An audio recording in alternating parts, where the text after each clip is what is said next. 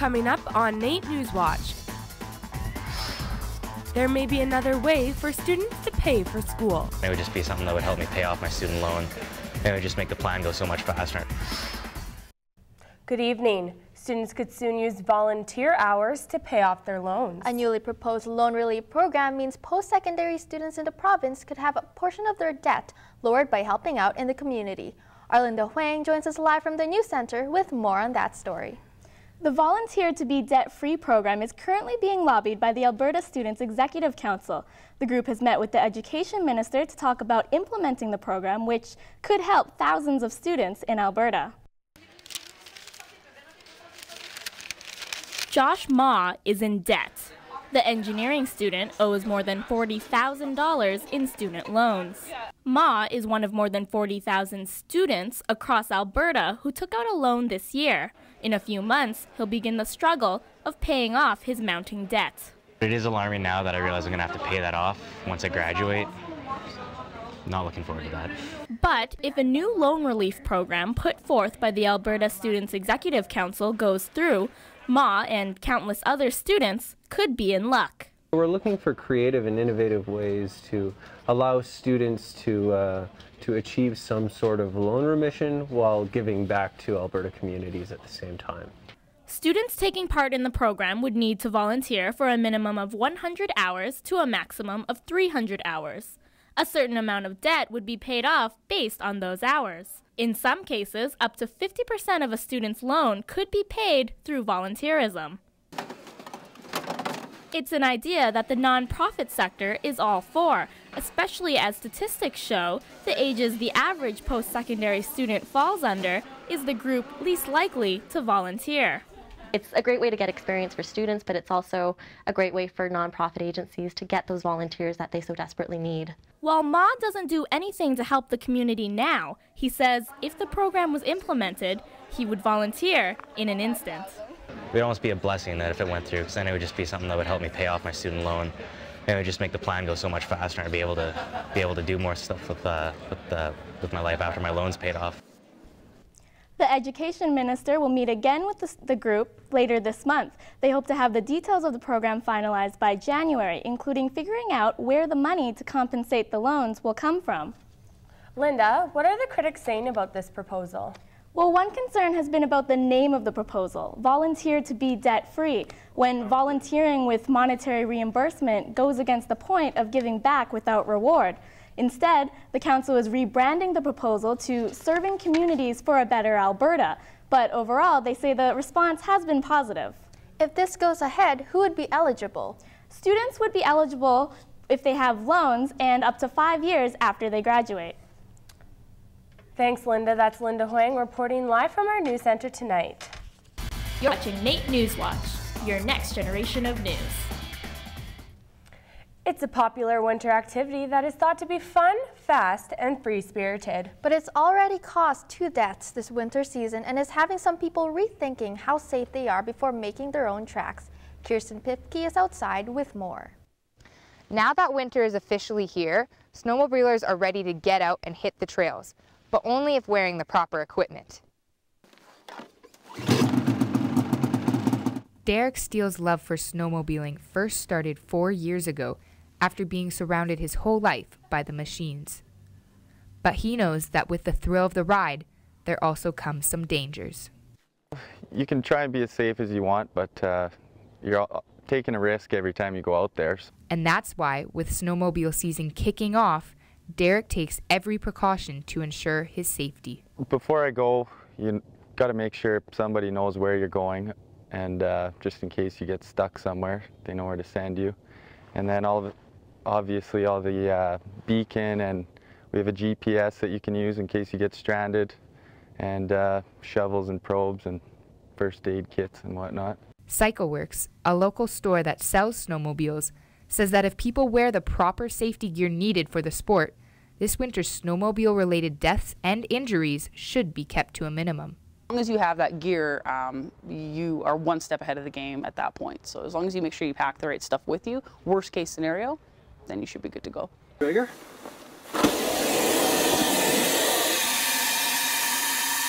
Anti-avalanche packs like this one are encouraged for riders who go off the beaten path. Derek purchased one this past week, but hopes he won't be needing it. Try and have as much knowledge about avalanches and just safety in general as you can. There are numerous groomed snowmobile tracks and locations around Edmonton that ensure the safety of its riders. To find a location near you, visit altasnowmobile.ab.ca. Thanks, Kirsten. That's Kirsten Pipke reporting from the River Valley. The province says it is responding to Albertans' concerns about healthcare in Alberta. It's time for more action, and this plan is the most aggressive and the most ambitious plan. The 5-year action plan promises Albertans a more efficient healthcare system.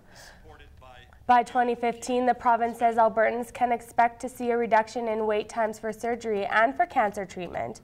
Emergency patients will be treated and admitted in 8 hours, and those who don't need to be admitted, treated and released within 4. The province will also provide more services to increase early detection and prevention of illness. These guys lie all the time, and you can't trust them, and you particularly can't trust them on healthcare. The province plans to increase funding to put the plan in action. There is hope that lecture halls, research facilities, and residences will one day fill the U of A South Campus, which was once a designated Expo 2017 site. There's nothing more we can do about it. The decision made by the federal government not to support the bid, and it's been frustrating for those who've worked very hard on it. With the loss of the Expo bid, an updated 30-year expansion plan of the South Campus was presented at a public open house on Monday night. To have a plan that looks at as our goals and aspirations for sustainable campus, it's making sure we have that vision so we know where we want to go to. The plan shows that the South Campus will be divided into 3 main sectors for housing central campus space, agricultural research, and for residences. More jobs and an increase in income are influencing the real estate market in Edmonton. Some people may think that prices of homes have dropped, but statistics show that our housing market is finally stabilizing. When the supply and demand are in balance, we'll have a good market like we have right now. According to the Realtors Association in Edmonton, since the peak in 2007, the average price of a home has declined about $65,000. He was an athlete, a soldier, and a historic member of the police force who died in battle in 1917. Sergeant Alex Ducato was the first Aboriginal Canadian to be a municipal police officer in 1914. He was also a gifted track and field athlete who competed in the 1912 Olympics and was part of the Canadian Army. He was so good with other racers and teaching children how to race and do other sports. He was just a good all-around man and somebody for us to be very proud of in the family. A ceremony this past Monday showcases athletic trophies, World War I medals, and other awards in the atrium. These items were entrusted to the care of EPS by the Ducato family. I extend a sincere thank you to Sergeant Ducato's family for sharing his valuable memorabilia and his even more valuable legend with us.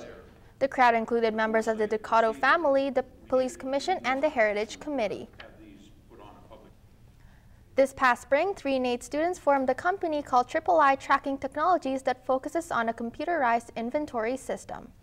After providing for clients, they have been declared the winner of NAIT's 2010 Hatch Business Plan competition. The Hatch competition was basically focused around new startup ideas and new businesses, and it's funded by Alberta Innovates. And Dean Vidison, along with partners Ignor Tatursky and Katrina Lee, have evaluating various radio frequency identification tags to overcome factors such as temperature, cost, and distance.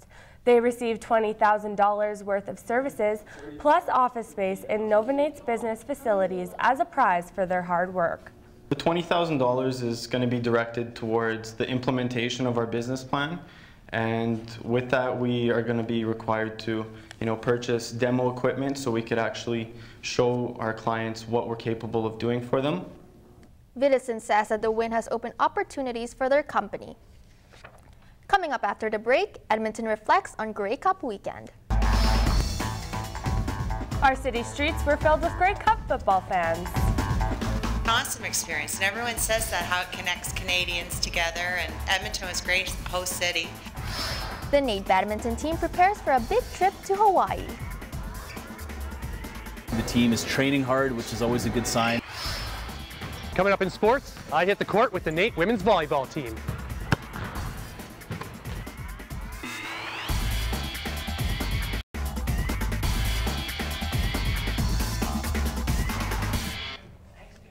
Homeless people in Edmonton struggle to stay warm in the winter. One of NAIT's programs gives students and instructors the chance to help them out this holiday season.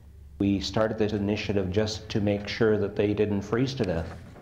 Gordon Smith, a retired NAIT instructor, inspired the idea of Share the Warmth at NAIT. He began collecting socks for the homeless and less fortunate. After seeing a success, NAIT decided to keep it going by creating a corporate charity.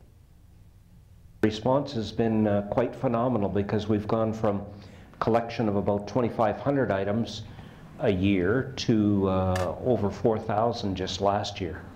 You can donate by dropping off new socks, toques, and mitts for the homeless at Share the Warmth boxes around NAIT. I'm so glad that the weather hasn't been too cold this past week. Yeah, the only frustrating thing is all the slush out there. Kelsey joins us now with weather.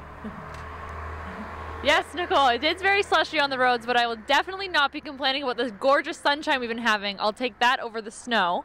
And let's look at the forecast for Monday around the province of Alberta. In Calgary, we'll have mainly sunny with a high of -4 and a low of -15. On to Jasper, again mainly sunny with a high of -9 and a low of -18. Up to Fort McMurray, you'll have sunshine with a high of -12 and a low of -15. Right back here in Edmonton, we'll have nothing but sunshine with a high of -16 and a low of -20. The average high on today's date is a high of -4 and a low of -12. With the record high being -10 back in 1925 and a record low of -42 back in 1882. Brr, I'm glad it's not -2 out here, -42 out here. Weather for NAIT NewsWatch is sponsored by NR92. So we will have some more sunshine, Nicole, so there may be more slush out there, but I will not be complaining because you might get your holiday shopping done on White Ave because it won't be sunny, or it won't be snowy, but it will be sunny. Thanks, ladies. I don't know if I'll be shopping on Monday there, but it sure does sound pretty cold. Yeah, I'm definitely going to take the time to enjoy the sunshine. With the holidays coming around the corner, post-secondary students begin feeling the pressures of final exams. Ali Youssef has more on de-stressing before final exams.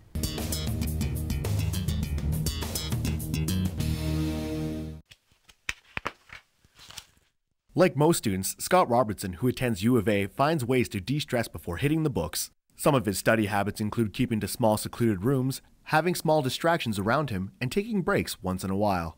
Robertson believes that both studying and de-stressing must be balanced out in order to study effectively.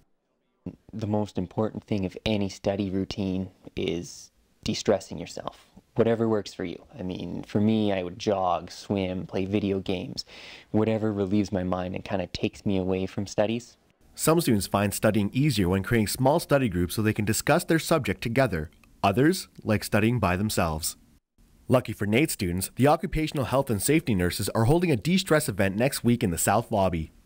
NAIT Health Services is running a de-stress health promotion next week. There'll be a booth set up in the South Lobby with information based on coping strategies for stress, how students can get through exam time, and kind of come out with the proper mental health. NAIT students can come by to the South Lobby and learn techniques on how to de-stress and to have a better mindset about studying. This promotion goes on from December 7th to the 9th. Ali Youssef, NAIT NewsWatch. The Grey Cup might be over, but it left a lasting impact on the city. Downtown cheering fans were replaced with cleanup crews taking away what was left of the Grey Cup in Edmonton. Those who traveled to Edmonton for the game were impressed with this year's festivities and Edmonton's friendly citizens. I thought it was really well organized and accessible, all in the heart of the city there. Up to 500,000 people attended the Hot to Huddle events. The economic spin-off is expected to surpass $61 million. Ryan Flaherty joins us with sports. So Ryan, most NAIT teams are done the first half of their seasons. Yeah, and I heard that one of the teams is planning to go to a nice warm trip this coming holiday season. Yeah, absolutely. In fact, I wish I was joining them, but I'll tell you all about it coming up in sports.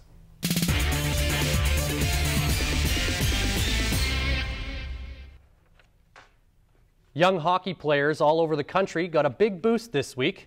A new program will see $1 million in grants given to grassroots hockey programs across Canada over the next year. The RBC Play Hockey program will hand out grants to support everything from skating lessons to equipment drives. Members of Canada's women's team were on hand to announce that one of the grants will be used to put on a girls' hockey festival in Edmonton.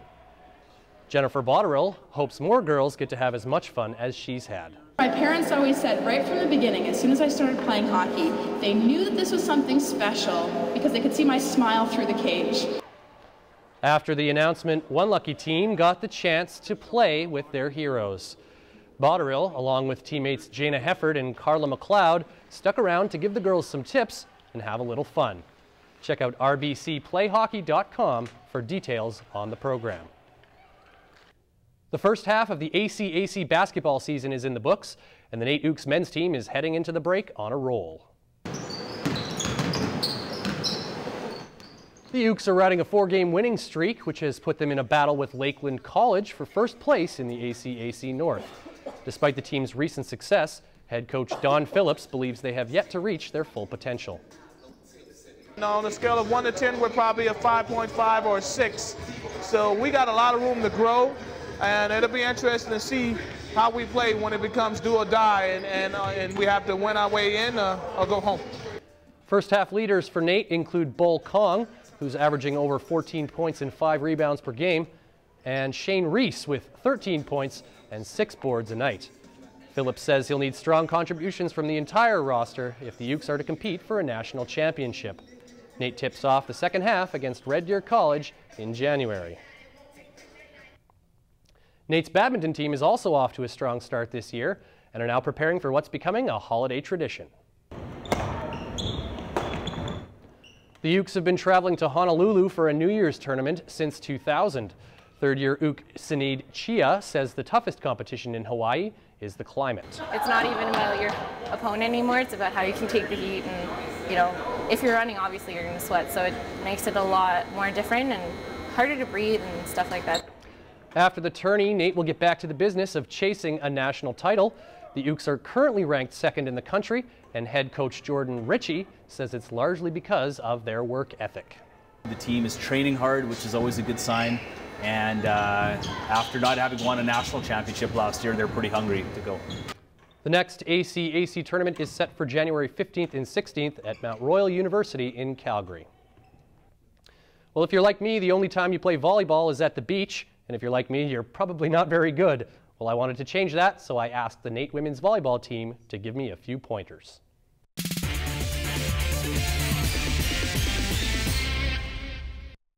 All right, we're down here at the NAIT gym, and I'm here with Katie Stays, former star player with the NAIT Ooks women's volleyball team, and she's been kind enough to agree to show me the ropes here today. So, Katie, what are you going to be teaching me today? I'm going to show you how to pass, set, serve, and how to hit. Katie started me off with the basics of how to pass the ball. I thought this was called a bump, but apparently only noobs like me use that term. The toughest part of passing? Not bending my arms before the ball arrives. Next up, setting. This one's all about the hands. Katie showed me her secret technique. Just imagine you're gripping a 2-liter pop bottle, then pick it up and dump it on your head. Sounds strange, but it works. With passing and setting out of the way, next I tried my hand at hitting the ball. But before I could start hitting, I needed to learn the proper footwork. With my feet nicely aligned, it was time to hit some balls. Katie stressed the importance of contacting the ball at the highest point and snapping my wrist downward. After I got the hang of that technique, we practiced serving. It's pretty similar to hitting, except without the wrist snap. Let's just say it took a few tries to get the hang of it. Finally, it was time to give spiking a go.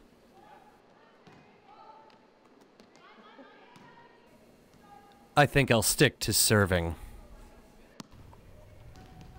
So Ryan, were you ever able to spike that ball? Yeah, it looks pretty difficult. I don't think I'd be able to do it as well as you did. Well, the funny thing is, I used to be pretty decent at volleyball, but as soon as I learned the actual technique, it was all fill in my head, and so I became a complete train wreck.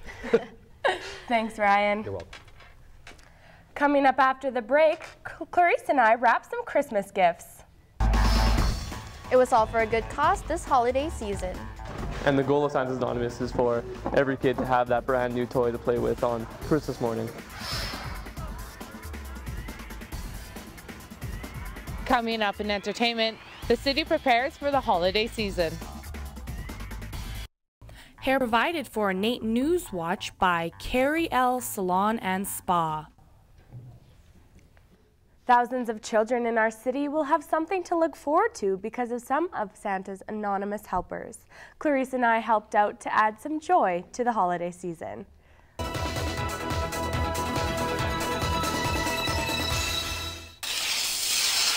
Santa's Anonymous was created in 1955. It's a local charity that provides less fortunate children with gifts on Christmas morning.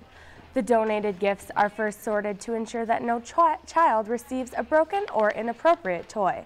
Then they are placed in bins where volunteers can choose which ones they would like to wrap. I know how I felt on Christmas Eve, just the anticipation of Christmas morning. So if I'm able to give that feeling to another kid, I know I'm helping out a little bit. With our amateur wrapping skills, we managed to make the gifts presentable. If you would like to volunteer, visit www.santasanonymous.ca. So Ashley was lucky enough to check out the Keith Urban concert at West Ed. Yeah, I was so jealous. I really wanted to go. That and more coming up in entertainment.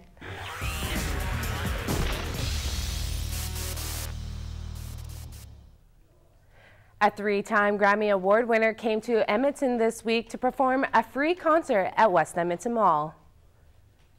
Thousands of Keith Urban fans lined up early to get a little look closer to the country Aussie artist. Well, my mom came at 11 this morning and she let me meet up with her this afternoon. My brother held our spot in line.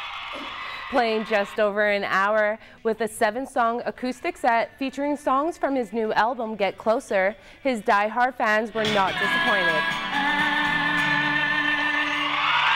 His voice is just incredible. Yeah. He's amazing. He's an amazing performer. Yeah, live is amazing. Yeah. Just a few numbers into his set, one excited fan got the chance of a lifetime to get on stage and sing with the country pop superstar. Never thought something like that would ever happen, from just being openly stupid, kind of, but it turned out okay. Urban plans to return to Rexall on September 21st, 2011 as part of his world tour. Tickets go on sale on March 4th at Ticketmaster. Edmonton's Festival of Trees returned this week, getting its 35,000 visitors into the Christmas spirit while raising money for the University Hospital. Christmas music and over 100 themed Christmas trees. It's no wonder this festival has become the greatest annual event at the Shaw Conference Centre. I like to see the different designs that people have every year, the different ideas. It just kind of boggles my mind. There's a lot more to the festival than just the trees. Gingerbread Village had over 40 delicious-looking houses on display. Kids were entertained with activity booths around the hall, from being wrapped in a bubble to getting a finger cast in the hospital. There was even a place to write Santa a letter. Well, I really like doing the super bubble and building a Christmas tree and stuff. Since 1985, the festival has raised over $12 million for the University Hospital. It's a perfect festival to start the holiday season for all ages. Edmonton is notorious for its summer music festivals. But what about winter? This January, Edmonton will hold the first ever Great Northern Cities Winter Festival at the Northlands Expo Centre. January 29, 2011, Freezing Mad Winter Festival will combine music performances and mind-blowing visuals and production, along with an outdoor fashion show and the very first green carnival. Running rides on vegetable oil and using amusement park rides to forward sustainable technologies is our attempt at getting the public actually, and getting us and the public actually excited about our green future. The festival will be an all-day outdoor event that will move inside at 6. Creators of the event hope that the local interest will drive the success of Freezing Man around the world. We're hoping in years to come to both expand the scope of the festival, the capacity, and make Edmonton a winter destination for tourists and music lovers around the world. And I'm confident that will happen in years to come. To be a part of this winter wonderland, you can purchase tickets now at ticketmaster.ca. For more about the festival and the lineup, you can go to freezingmanfestival.com. People bundled up to get the first look at the legislature grounds being lit up. Visitors listened to carols performed by the University of Alberta's mixed choir while enjoying hot chocolate and cookies before heading outside. With over 130,000 multicolored bulbs, the legislature gets into the Christmas spirit with the 16-meter-tall tree as the centerpiece. This is the 28th season the legislature grounds has been decorated. Inspired by a true story, The Fighter is about fighting for the people that you love in this week's movie preview.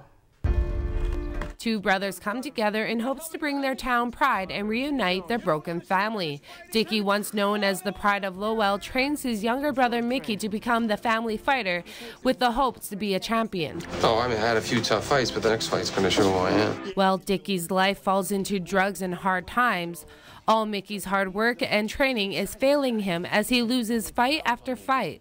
When Mickey's latest fight almost kills him, he thinks his career could be all over. I'm a good fighter. I want to give you a real shot. Make one last run at this thing before it's too late. Mickey gets the chance to redeem himself, leaving his family behind to pursue his own interests and training without his criminal and drug-abused brother. Now Mickey has the chance of a lifetime as he earns a shot at the World Championship. Chance to do something that I never did, and he needs me. This champion fight isn't just a fight. It's a comeback for these two brothers, their family, and their city.